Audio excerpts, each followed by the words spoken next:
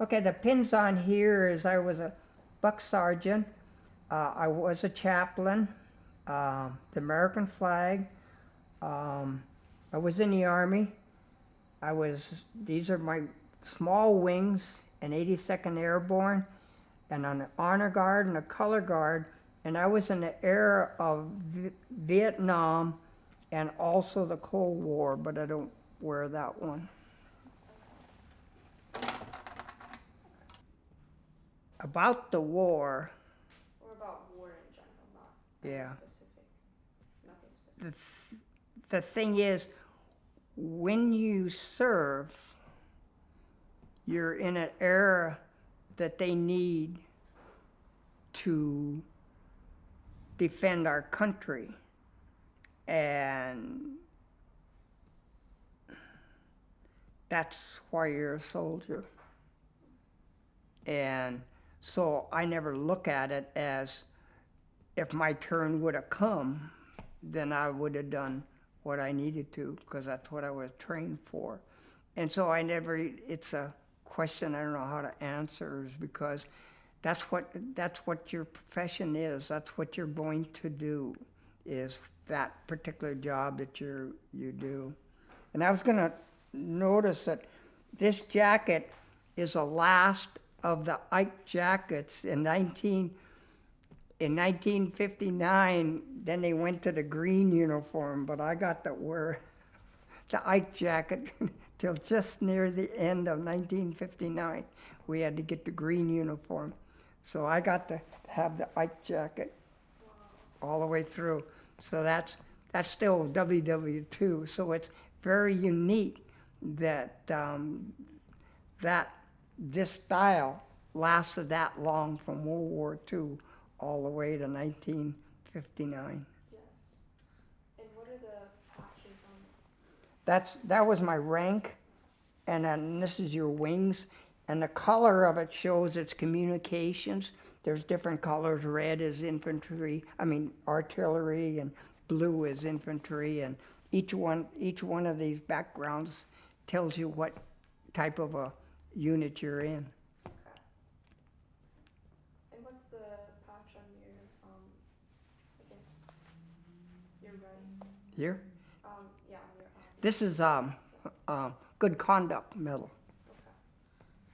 And the one on your right, or your, Oh, this is my stripes. they're both your stripes, yeah. Yeah. And then this is 82nd Airborne. That's a patch of 82nd Airborne. And then every unit has on their shoulder whatever unit they're in, if it's 2nd Army, 3rd Army, whatever. Okay. I enjoyed serving our country, and I would do it again, and you met a lot of acquaintances, and you grew up, and you learned a lot of things, because when you're 18 years old, you're gung-ho, and so you learn a lot, and you learn a lot about yourself, and to work with other people and it matures you very quickly. Well, I grew up in Montana and I was born in 1938, and so back then we didn't have electricity, running water, and so then that way, when we had a house, and a house had a stove in the living room, a wood stove, and a wood cook stove in the kitchen, and so that's what we used for cooking and to keep warm. The bedrooms were always closed because there's no insulation back then, and so then at nighttime we'd put our jammies on and warm the pillow up and slide under the feather bed, which is goose down, and you stayed there all night because that room got as cold as what is outside. And so consequently it could be anywhere from 20 below to 40 or 50 below, and that in the wintertime. And we had moderate snow, but it was always cold. We were in the northern part of Montana, and we were 56 miles to the Canadian border, and so consequently it was a cold area. We were farmers and that, and we raised sugar beets, alfalfa, wheat, oats, and things like that that we needed for our animals and that.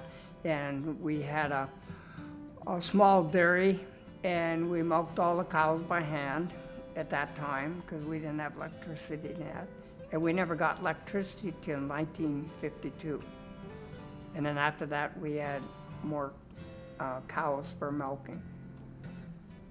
Yes, yeah, we did everything.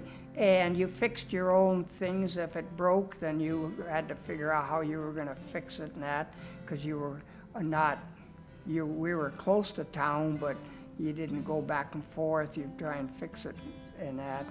And so, yeah, I did everything, you know, everything from stacking hay to cutting grain or whatever and that. And so everybody worked and that. And so to make a living in that, so we lived. Well, I went to school in Malta, and we rode by we rode by school bus. They would pick us up in the morning, and at nighttime they dropped us off, and so we had about a mile to walk to our house and that, and so we did that. School was in high school. Because I was in a farm kid, we had a course that we took versus what the city kids took and that. And so we learned how to weld, forge work, and build and stuff like that. And so we did all the things that you need to do on a farm and that, and work with cattle and things like that. So that was a route that I went for 4 years. Well, there was relatives that had served in that, and they would come to our house and that when they were on leave and that, and so got to know them and that, and I thought it was kind of neat. Well, the day I enlisted, I wanted to go into the service and that because I didn't want to be on a dairy the rest of my life and that, so I wanted my own career. And the easy way was to get into the military and that. And so I'd been in Montana National Guard for about a year when I was in last year of high school and that. And so I asked that when a recruiter came that I would go. And so the one time I stopped by, the recruiter's there, and he says, well, when do you want to go in the Army? And I says, tonight. And so he got me tickets, and I did the test and all that, and so I left that night and that, and went to the Repel station to get all my physicals and all that, and I wanted to be a paratrooper, so that's what I got to do. No, I didn't have any friends in that, but there was, when we got done, everybody that was going through and getting their physicals and that, they, all of them left except 3 of us. And one was a Northern Cheyenne native, and the other was a Crow, and me as a farm kid. And so we got tickets to go on the train, and so we had to go to Fort Bragg, California to get our uniforms and that, and go to and get ready for basic training, because we ended up in Fort Lewis, Washington. One of the things that when we went in and we got on a train, the 3 of us, we'd never been away from home before, and so we sat together, and so we decided to go eat, and so we had a voucher for $3, and so we went and got our food and that, and then the guy came, and so we went to pay, and we gave him the vouchers and that, and he came back with his little dish, and he had 3 dimes on it. And so we looked at the 3 dimes, and we said, oh, thank you, and we took the 3 dimes. And he just stood there like this, and we said, oh, well, thank you. And so we got up and went to the car, and we said, were we supposed to do something? And so we didn't know you're supposed to tip or anything like that. So the next morning when we went to get breakfast, this porter was at the other end. So we went and so we went to the front side and that, and we got our food and that. And so the same thing, the guy come back with 3 dimes, and we said, "You can keep it." And we said thank you and left. He smiled. So we were kind of green. Well, I waited till about 9 o'clock and that, and I told him I was going to the Army, and he says, "No, you can't." And I said, "Well, I'm old enough and I am going." And so they weren't too happy about it, but they took me to the train. I really didn't know that much about what all you would do, as far as the training and that. Back then, there wasn't that many movies and things like that you've seen and that, where now in this age, everybody knows what the military is. But back then, you just didn't know that much about it, what you would really do. Yeah, I went Montana National Guard before I went in. So then I learned how to march and all that stuff, and I went to a summer camp. We were a tank unit and that, so we fired 90 millimeter weapons and on the tank and that, and so we got to do a lot of firing and things like that, and we did a lot of driving the tanks around that, so that was pretty cool. So we did that before I went in. Yes, it was November, December, January, and we left, I think, in February to go to Fort Bragg and that. But learn how to do first aid in the snowbank and that, and splint people up and that, which was kind of interesting. We were qualified for firing the weapons and that, and that was fun. The basic training is you learn how to navigate and all the different things and maneuvers you do in military. And back then they used 30 caliber machine guns that were on a tripod, and you come out of a foxhole and they're firing live ammo over you. And so now you must crawl underneath that. If you stand up, you will get hit and that. And so they did that at daytime and at nighttime. And then you had barbed wire, you had to crawl underneath and that. And so it was quite interesting in that. And then we went through bayonet training and stuff like that, and hand grenades and all the normal things you do. And yeah, there was 3 of us. We were the 3 Bs, and 2 of them were downstairs and I was upstairs and that. And every time we ran around a quadrangle and that, they went once, but we had to go twice. And so everything that we did, we had to do twice. Everybody else, if it was 6 pull-ups, we did 12. It was push-ups, we did double of what it was. And we did that all the way through training and that. We always had to do twice as much as anybody else did. And so when we were getting ready to ship out, I was packing my duffel bag and that, and a guy came and says, "Well, the sergeant wants to see you." And so we went down, and the 3 of us were there. We never really talked any. We just did what we were told and that. And so he said, the sergeant says, "Well, by now," he says, "I figure you 3 hate me." And we said, "No, Sergeant." And he says, "The reason that I had you do twice as much is because you were going to be a paratrooper and you need to be in shape. And the rest of them are going to be cooks and MPs and that, and they don't need that much physical thing. And so it was quite unique is because when we did the test before we went to jump school, we outrun everybody and we outdid everybody in that. So he did help us because we were really in good shape when we went to jump school. And when you're in good shape, it's a piece of cake, a better piece of cake. Still hard. Jump school was very intense.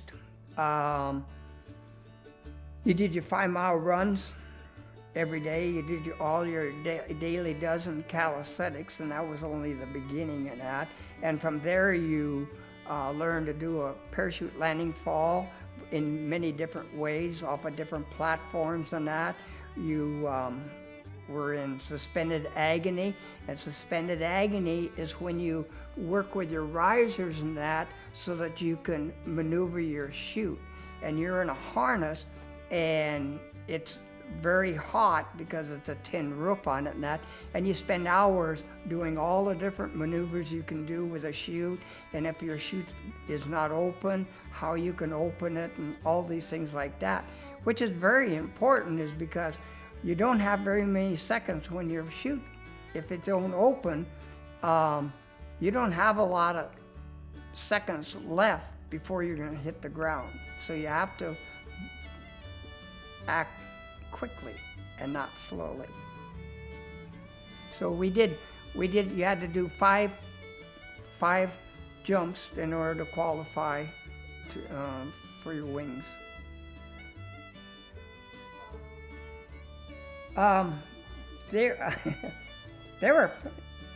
It's the only time that you're going to be free of the earth is when you're going down, and it's very unique. But then the ground comes up.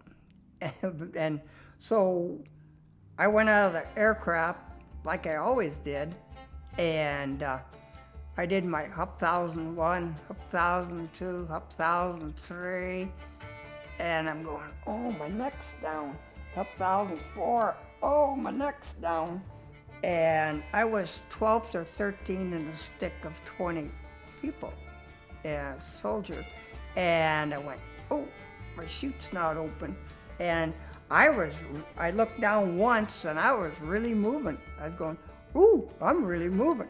So I reached back and I twisted it. You twist it, and I spun it, and pretty soon it opened. Well, when I looked up, the number one guy was way up there, and I'm way down here. So there was a group of soldiers down below and that, and I seen the medic jeep coming. I'm going, oh man, I don't want to have to talk to them. So I dumped some of my air out of my chute and that so I could get closer to them and that, and got on the ground, and I said, help me out, you guys, and that. And so the medics comes, they said, who had the streamer? And we all pointed that way and go, thanks. So, and then the other time was years ago, at the beginning, we did more aircraft. There was 18 aircraft in the air, and they would dump wave after wave. Well, there's a lot of troops with chutes below you, and so you're at different levels with that. And I parachuted out, and I was doing really good, and all of a sudden I slid over a guy's chute, and I'm on top of his canopy. I'm going, hey, I'm on your canopy. I said, slip to the rear, I'll slip to the front. And I grabbed my risers, and they were coming down, and I'm on his chute, and he's got full support. I'm losing my chute. My canopy is getting close to me and that, and I'm going, ooh, this is going to be interesting and that. But we were trained that you slide over the side, put your arms in the lines, and help go with him on the chute. You're both going to get injured, but at least you're not as bad off. So anyhow, he finally, pretty soon I'm getting air in my chute, and I'm going, whew, that's great. And so I had enough time to inflate in order to land properly. But it was a little exciting for a while, so going, whew, got a problem. Jeez. Yeah. We were first group in, and we were waiting for the second group because sometimes helmets come loose and things like that, and so you always want to be alert that if something's falling from the sky off of somebody's stuff, you don't want to get hit, so you pay attention to when the next lift comes and that. And so we were watching, and this one guy came out, and we're going, oh, he's going to have a streamer. He didn't do right, and he's coming down. He's getting closer to the ground. We're yelling at him, open it, use your reserve. And he went through all the motions of what he was taught, but he was too slow. He hit the ground. And we just walked away. So, yeah, it's, people did die. I watched 4 others that didn't work with their chute, and they didn't make it. Oh my. And so, even in training and even in maneuvers, things go wrong. And so, yeah, there's reality to being in the military is that you don't have to be shot at. You can get, things will happen. Well, I never grew up in a church, and I didn't know who Jesus was, but I knew there was a God, and so I always prayed to God, and God took care of me all through because he knew somewhere along the line I was going to wake up and follow Jesus. And so, no, I just, it wasn't luck that saved me on those chutes. It was the fact that I prayed to God, and he did answer my prayer, even though he knew later that there was something else in line for me to do. Yeah, I did that The first time I went out of the aircraft, I was in jump school. I went out of the aircraft, and I did really good. I mean, the chute's open, everything's great. And everybody else is floating down. And I'm going up. And I'm going, oh my word, what's going on? And so here's the next flight coming in, and I'm going, here's them big props, and I'm going, they're gonna run right into my chute. And I'm not gonna play with my chute because it's open. And so then finally it was an uplift in that, and I went up a good distance, and everybody was down on the ground, and the next guys were coming out. And so then I did something wrong, and I sprained my ankle. So in jump school, if you get hurt, you flunked out, and then if you get healthy again, then you can do it again. Well, I wasn't about ready to do that.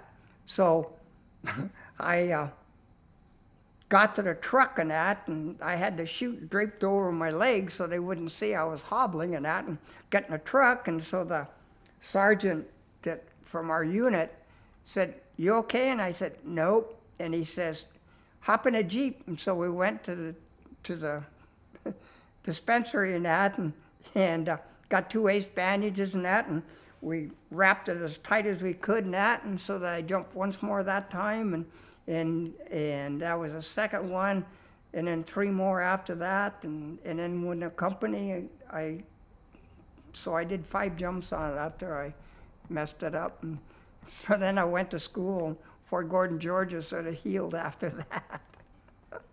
But I'm good at wrapping ace bandages. The radio repair was,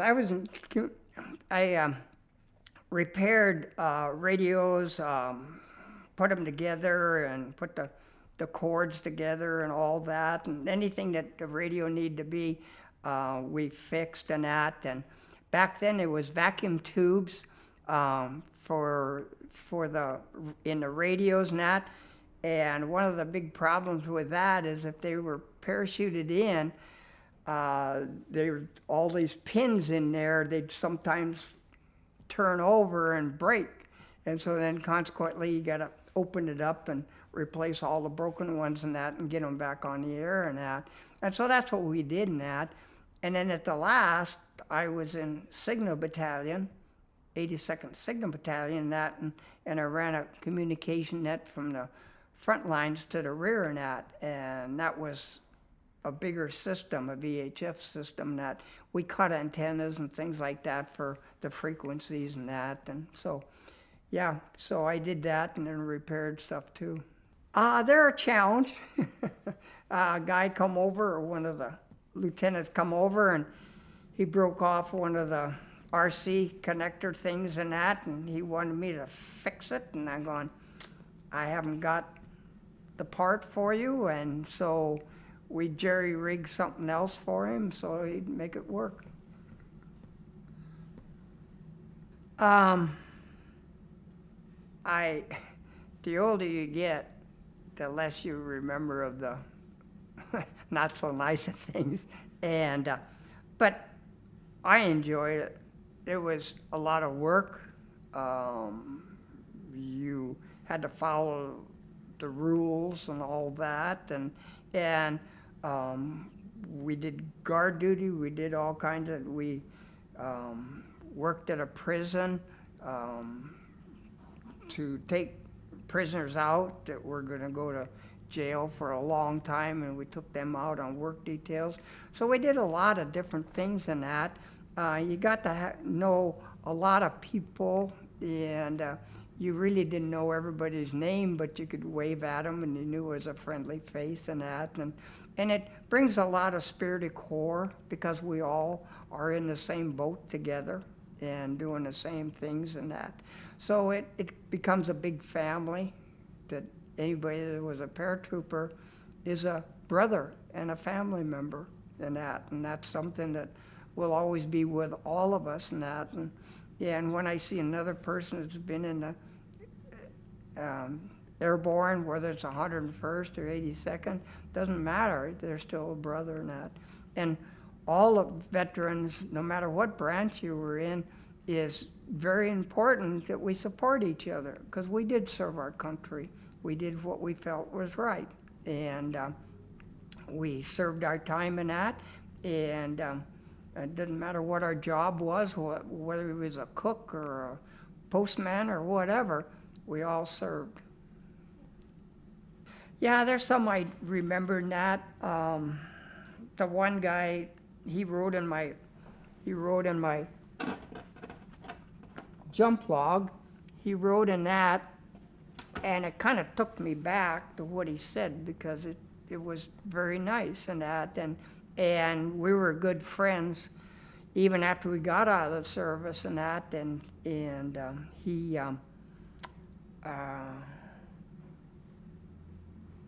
he ended up with, we did a reunion, there was 6, 7 of us, and he wasn't able to be there because he was going through cancer treatments, and so anyhow, we got home after the reunion and that, and his wife had called and said, Roger's in trouble. And so then I went to my log and I read that to her, what he'd written, and to him and that, and he passed away and that. But I think there's 3 of us left that went to that reunion. Out of the 8, there's still 3 left and that. And so that's the only problem is when we get older, whoever lives longer lives, you lose your friends and that. And so that's the way life is. I know one of the things that you had talked about was when I got out, there was 4 of us going to go to California and get rich. And so I was the first one got out. And so I went home, and I didn't want to date anybody. I didn't want to get involved with anybody because I'm going to California and I'm getting rich. And so one of the other guy gets out, and another guy gets out, and a 4th guy, he's another 5-6 months or something like that. And so we're still going to California. Then my one buddy calls and he says, well, I'm getting married. I'm going, no, we're going to California. And he said, getting married. I go, oh. Another one got married. And to make a long story short, the only one that went to California is the guy that lived in California. So it's kind of interesting how we all made up our mind what we were going to do. It didn't work out. Well, that was in that same period of I'm going to California to get rich. And so wanting to wait for them, I'd been in Montana National Guard, so they said, why don't you come back and we can play? And I said, sounds good to me. So I joined Montana National Guard. And so had something to do and got a couple bucks in my pocket and that. And so anyhow, right after Christmas, I got out in November of '59. And so anyhow, her sister had a boyfriend and she was with them and they picked me up. And so that's how I got to know her and that. And so then we dated and that. And she was one that led me to the Lord.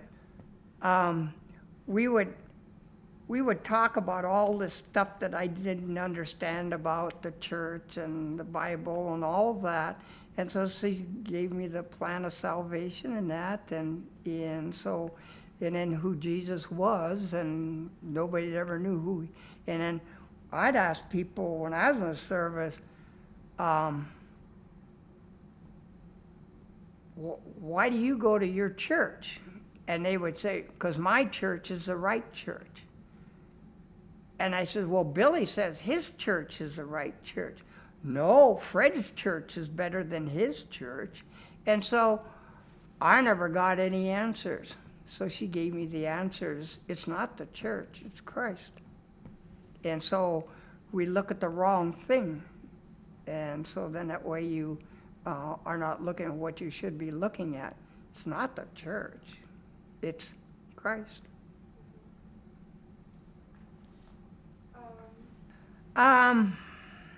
It was a big void because we knew we had 3 squares a day. We had friends all over within the unit and that. And it was a big void. And when you go home, there's nobody there understands you. You can't tell them what a 106 recoilless rifle is. You can't tell them what a parachute is because it's only objects. They don't understand how it works, what it does, and they're not really interested in that. So when you get out, it is a big void. And I think that's any of us that got out, we just kind of keep quiet and we do our thing and try and make a new life for ourselves, because the friendships we had when we left are not the same as when we get back, because they've moved on too themselves. That's one thing that people don't understand, veterans, is for the fact that they don't understand what we went through. They don't understand the intensity of the training. They don't understand what commitments each person does, whether it's on the battlefield or in training or whatever. And they put us all as the same. And we're the same person we were. And so we're not going to break and we're not going to hurt you, because we're still the same citizen we were when we got out. when we went in and we got out. And you won't understand us because we got different feelings and different thoughts than you do. And so that's why it's unique when people wear a cap that has a Navy on it, or the Marines, or the Air Force. They're a buddy, they're a brother, because we all served, didn't matter what branch we were in. And so that thing is why we have a feeling for each other, because we knew each other had different things that they had to live through and to go through. And that, well, when I was in Montana, I was a chaplain and on the honor guard and in the color guard and that. And that is something that is very humbling, is because that person served our country, and this is the last goodbye for them, and for the family and the friends and that. And so it's a great honor to be able to serve for them, for their final time they'll be here and that. And I'm in the honor guard and the color guard in post 3 here.